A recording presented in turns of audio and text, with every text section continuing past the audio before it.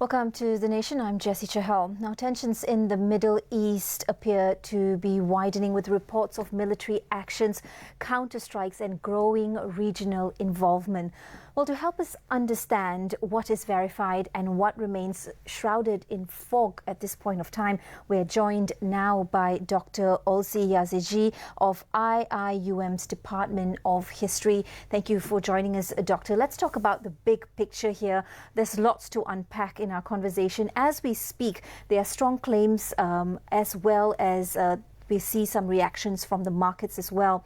At this point, we're hearing claims of multiple countries as well being affected. Separate the signal from the noise for us. Give us an insight and understanding. Is this a contained flare-up, or are we at the start of something much larger? So what happened on 28 February 2026 in the morning, around 9:30 a.m. in the morning? The Israeli regime of Benjamin Netanyahu, they assassinated the leader of the Islamic Republic of Iran, who was Ayatollah Khamenei. Ayatollah Khamenei, apart from being the leader of the Islamic Republic of Iran, he was an imam. And according to Shia Muslims, imam is someone who is holy. Right. And his killing has shocked the Iranians, and that branch of Islam who are known as Shia Muslims, but even the Sunni Muslims as well. The aggression against Iran was unprovoked. Iran didn't attack Israel, but this is the second time that Israel goes and attacks the Islamic Republic. The killing of Imam Khamenei was made by the Prime Minister of Israel, the war criminal who is wanted by the International Court of Crimes in The Hague, Benjamin Netanyahu, the person who made the genocide in Palestine. And he killed him because Iran was doing negotiations with the Americans in order to reach some kind of detente between the Americans and the Islamic Republic of Iran, where President Trump was asking from the Iranians for guarantees that Iran will not use its nuclear program to develop the nuclear bomb.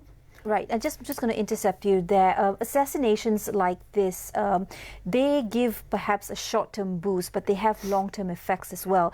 Historically, when these figures become the target in conflict, does it then contain escalation, or is it fueling escalation? Because as we've seen now, there has been backfire.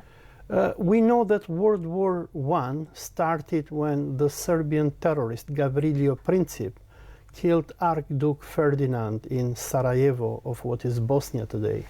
So this was the reason for Austria to declare war on Serbia, and then Russia to come to the aid of Serbia, and then to have Germany join the war. And this is how World War I started.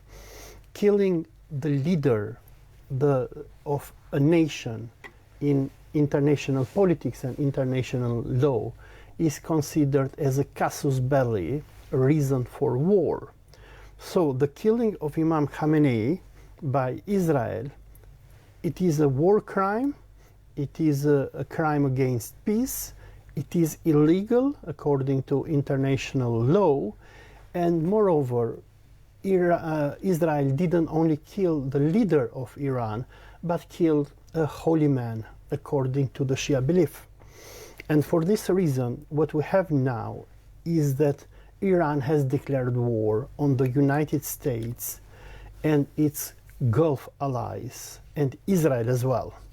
In the last 72 hours, Iranians, they are attacking and destroying US bases across the Middle East. They have bombed United Arab Emirates, Dubai and Abu Dhabi. Bahrain, they have destroyed the base of American Fifth Fleet. Qatar, they have destroyed the largest air base of the Americans in the Middle East, Al Udeid. They have bombed American bases in Jordan, in Saudi Arabia, and of course, they are bombing Israel, and Israelis and Americans are bombing Iran. Right. In this noise at this point of time, with what we are seeing in some media, even on social media, we also see that the flip side of this is that some Iranians, or as we have been presented with it, welcome this escalation or this movement. How do you give context to what this could mean for Iranians? This is a déjà vu that we saw before in Libya, in Syria, in Iraq, in Sudan, in Somalia. The Americans and Israelis, before they go to war against a country, like in the case of Yugoslavia, they always fund the opposition. So they weaponize the opposition, they pay them, they push them, and then they manipulate with the facts. There is an opposition in Iran, like in every country, but the Americans and Israelis, by spending billions of dollars, they push the Iranians to go and attack their state institutions. This is what they did in Libya against the government of Muammar al-Gaddafi. This is what they did in Syria. This is what they did in Iraq, and this is what they did in Egypt. Now, every country has its own opposition, but when the Americans and Israelis want to topple you, they will use this opposition in order to give a legitimization. And in the case of Iran, what we hear coming from the Americans is that they bring the justification of human rights, of oppression of women, and so forth. But these are the very governments, American and Israelis, who they committed a genocide in Gaza for the last 2 years, and they killed more than 100,000 people. And in the last 72 hours, because of American and Israeli bombings, they have killed more than 1,000 Iranians. Before coming here, I was listening to France 24, and there were some people who are against the Islamic Republic, but they were saying, look, they're bombing and killing us who don't want the Islamic Republic. It's 2026, are we circling back on he says and she did? Should not we have a stronger, more progressive approach in which diplomacy and dialogue can prevail? Because at this time, Iran is being taken over or being governed by an interim council that consists of 3 people at this point: the president, the chief justice, and a senior cleric. That's right. Now, for those who are unfamiliar with the Iranian system, how resilient is this structure moving forward, and where does that really leave the structure of things? Well, the Iranians were always begging the Americans to have diplomacy. But like it happened in June 2025, when the Iranians and Americans, they were reaching a deal about their nuclear program, you have always Israel, which does not want to have a deal between Americans and the Iranians. From the moment that President Donald Trump came to power and he was supported by the Jewish lobby, the first thing that Trump did is that he destroyed the nuclear deal which the United States, under the presidency of President Obama, had signed with the Islamic Republic of Iran. Now, after the killing of Imam Khamenei, there is a regency which has taken over the Islamic Republic. But I believe that probably tomorrow Iran is going to have a new supreme leader. Now, what is the difference between what is happening now in Iran and what was before 28th of February is that Imam Khamenei, he was a very moderate person. Even though Israel and Americans in the past few decades, they have killed many Iranian officials, they bombed their nuclear stations, they killed the president of the Islamic Republic, they killed the chief of the army. Iran was not going to war with the Americans. But now that Khamenei was killed, it seems that more radical people are taking over the country, and they have said, look, our policy of appeasement with the Americans must come to an end because we give them concessions. And then in the middle of these concessions, they come and kill us. I'm going to hold you on that thought. And on that note, the Iranian Red Crescent has reported at least 555 deaths in Iran since the strikes began on February 28th. We take a quick break. We'll be back right here on The Nation with more. Don't go anywhere.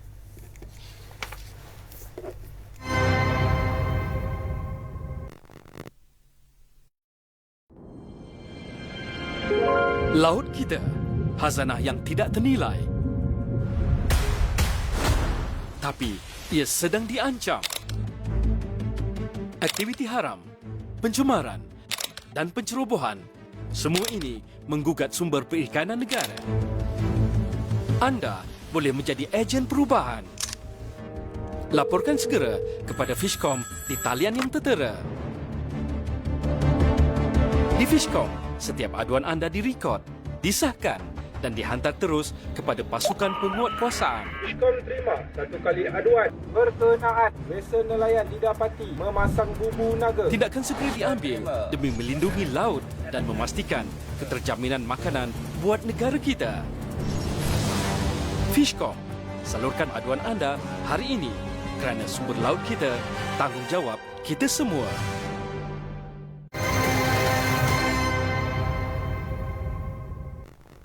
Welcome back. I'm Jessie Chahal. With me in the studio, Dr. Olsi JAZEXHIU. We are discussing the tensions in the Middle East that, of course, are appearing to be widening with reports that are coming in of military actions, counter-strikes, as well as growing regional involvement. We're also seeing reports of strikes and counter-strikes affecting other countries, as we discussed slightly earlier before the break, Kuwait, Bahrain, and the UAE. The space is getting crowded. Are countries just showing that they can bite back, or is this a real irreversible expansion of the war's borders? In other words, Doctor, are we looking at World War III in its face? Probably not World War III in 1943, 44, 45. We're probably, if we do the comparison with World War II, we're probably in September 1939, when Hitler and Stalin, they were dividing Europe. So we're having conflicts across the planet. We have the war between Russia, Ukraine, and NATO. We have Americans who are threatening a NATO member country, Denmark. They want to annex the Greenland. And then we're having an all-out war now in the Middle East. Since October 2023, Israel has bombed more than 7 countries. And now is the time for the Iranians to respond. What I understand is that the Iranians, they have declared an open war on the United States and Israel because they want to revenge their imam. And a part of their war, apart from bombing American military bases, ports, airports, they're even bombing hotels and condominiums, the places where American soldiers stay. A part of the war, apart from shooting missiles at each other, Iran is conducting a war of attrition. What does this thing mean is Iran has closed the Straits of Hormuz, so Iran will stop the oil flow to the West. Because as we know, the oil of the Gulf Arab countries, Saudi Arabia, Bahrain, Qatar, Kuwait, United Arab Emirates, and their gas is controlled by the Americans. The American empire runs on Arab oil. So what the Iranians are doing now as a way to punish the Americans and to force them to give concessions to the Iranians is that they will stop the oil flow. And this is going to create a major world economic crisis. Well, it's already, the global oil markets are in a state of shock as we speak as well. Oil prices are up by 8%. Now, the interim council is in place, but what is the significance of this? When a figure like Khamenei is killed, what does this symbolically mean? And as we had discussed earlier, is this structure of this interim council going to be resilient and reliable enough to help Iran through this time? Neutrally speaking as well, Dr. Olsi, how do you see this panning out for peace? The interim council is temporary, so most probably tomorrow, I believe, the Revolutionary Guard, which runs Iran, because Iran has a special military, which is known as the Revolutionary Guard. They are very ideologically trained, and they believe that they are the army of Imam Mahdi. So they believe that it is their holy mission to liberate Palestine from the Zionists. So I believe that probably tomorrow, or maybe by the end of this week, they will elect a new Rahbar, or a new supreme leader for Iran. Now, Iran has learned from the war. We have to go back in history. When the Islamic Republic of Iran was established in 1979, the Americans, they pushed Iraq under Saddam Hussein to declare war on Iran, and the Islamic Republic had to go from 1980 to 1988, 8 years war with Iraq, and the institutions of Iran were built in a wartime.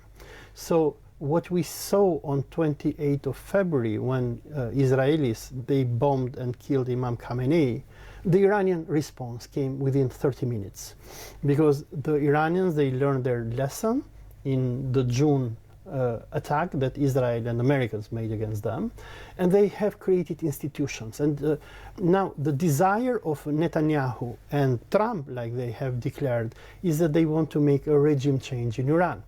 So what the Americans and Israelis have done for the past 2 years, they have assassinated the president of Iran, the supreme leader, the top generals of the army, nuclear scientists and others, because the assumption of the Israelis is that if we kill the top leadership, people will come to the street and they will topple the Islamic government, and then we'll have a Zionist government in Iran. Can it be that easy? But it cannot, because number one, Iranians are people with 6,000-year civilization. They are from the first people in the history of our planet who built empires, and they are people who respect institutions. So yeah, you can kill one imam. Imam Khamenei, he was very old. He was going to die pretty soon, 86 years old. Then a new imam will come. And then they have structures. And the Islamic Republic is a kind of replica of the Vatican. You can kill the Pope, but there are other cardinals who will come and replace him. So for people who study the history of religions and who know how the Vatican works and the Lateran councils, where they, whenever the Pope dies, they elect a new Pope among the cardinals, the same thing is in Iran. One supreme leader dies, you have other clerics who have a council. So in the Sunni context here in Malaysia, we can call them like muftis. So they have a big gathering, and then they elect one among them who will be the leader. Okay, there are some conspiracy theories that are going around, and perhaps, you know, I have you here now, and perhaps you could give us some clarity from your perspective, that all this movement and this escalation and these actions and strikes, attacks, if you will, are to cover up the Epstein files and what's happened in Venezuela as well.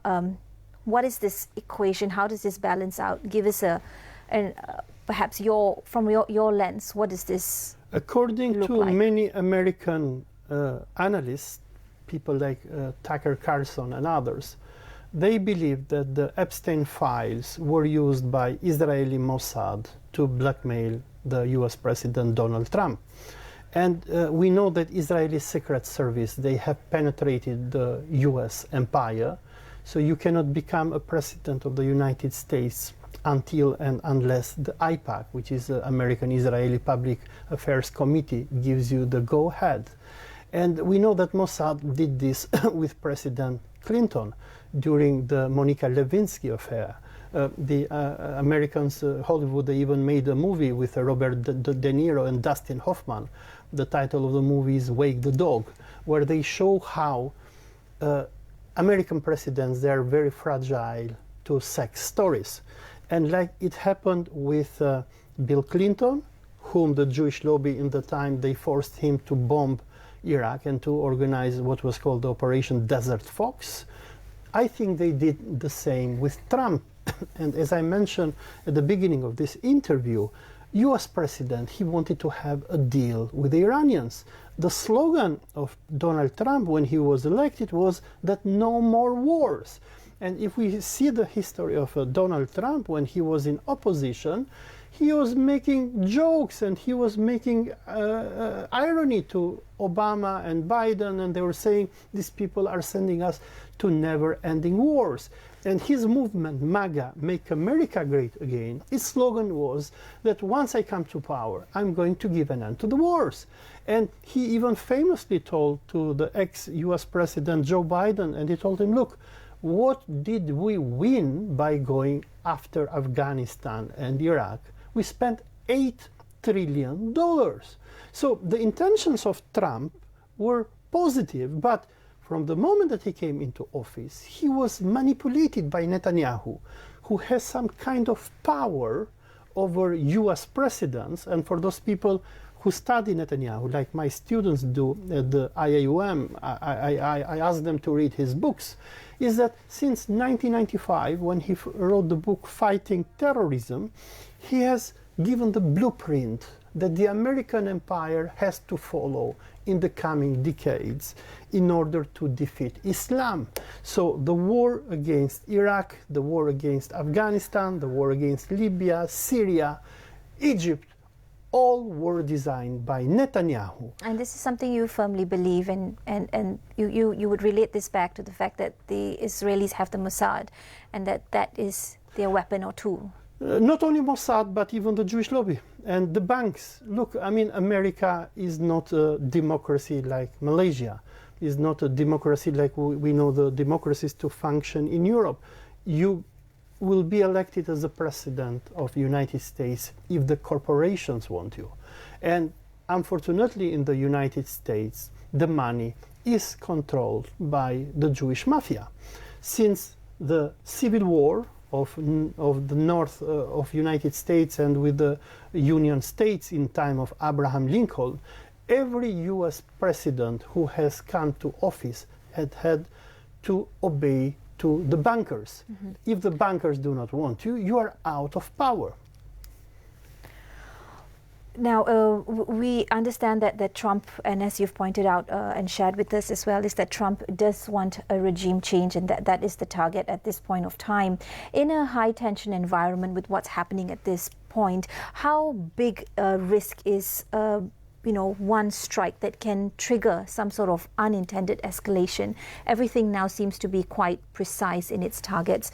And so is there any room for error, or are these errors also something that's been calculated? Now, if I can correct you about Trump, is that I don't think that Trump wants a regime change. I think Trump, he doesn't know what he needs in Iran.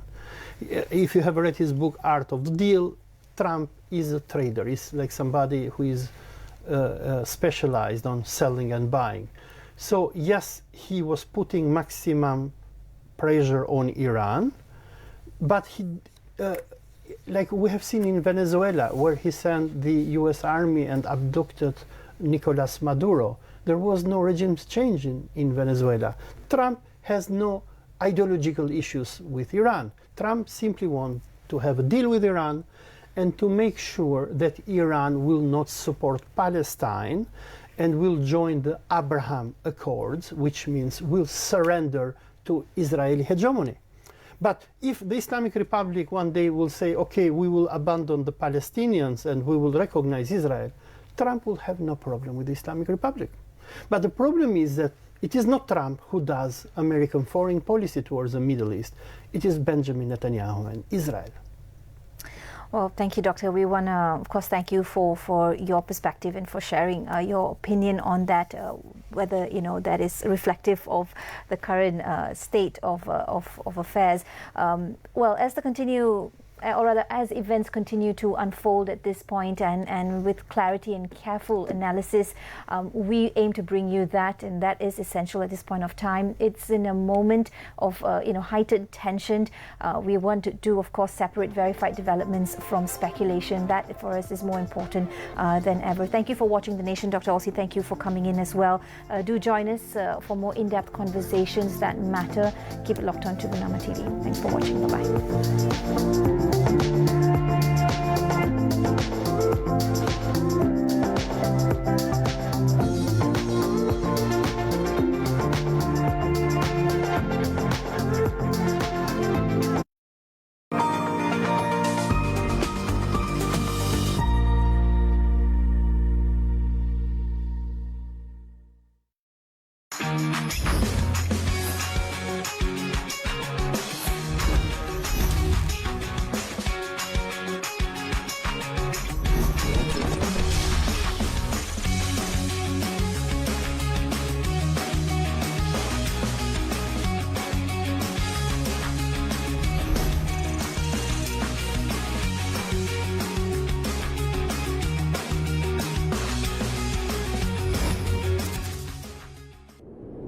بسم الله الرحمن الرحيم. أشهد أن لا إله إلا الله وأشهد أن محمد رسول الله. نسألك يا من هو الله الذي لا إله إلا هو الرحمن الرحيم الملك القدوس السلام المؤمن المهيمن العزيز الجبار المتعال